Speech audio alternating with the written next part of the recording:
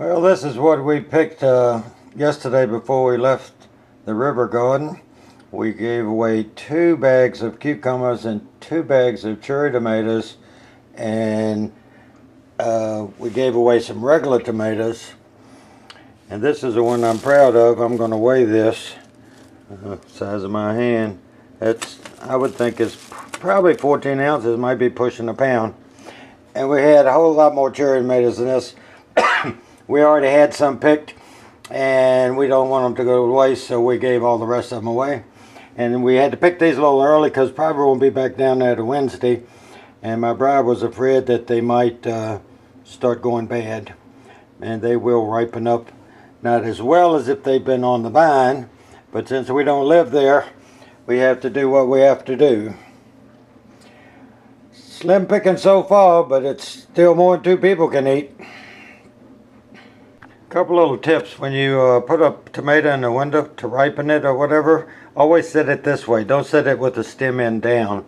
And when your cucumbers get tiny on one end and they're big on the other end, you might as well pick them because they're done. A little tip on these Japanese beetle traps: the bags will fly around in the air because they're so lightweight. You need to find something that's not sharp.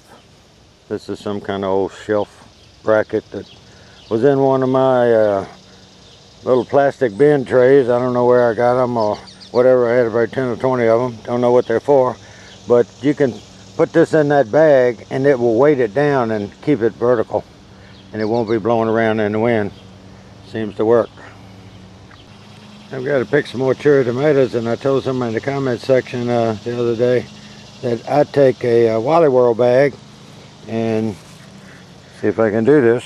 I wear shirts with buttons on them, and I will take, well, the button higher than this, loose, and take a Wally World bag and put it on there and rebutton it. And that way it gives me 2 hands to pick cherry tomatoes. And one thing about Wally World bags, the biggest thing you have to do is pop it open and make sure there's no holes in it. This is hard to do one-handed, folks. But see that big hole right there? All of them will fall out.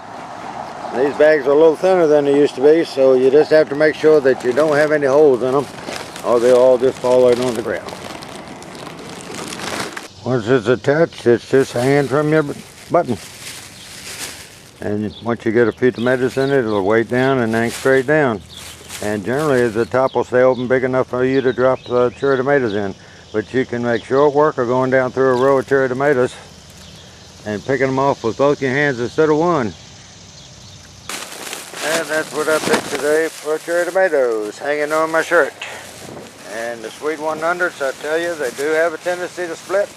And these split from just irrigating them because it hasn't rained. 1, 2, 3, 4, 5, 6, 7, 8, 9, 10, 11, 12, 13, 14, 15, 16, 17, 18.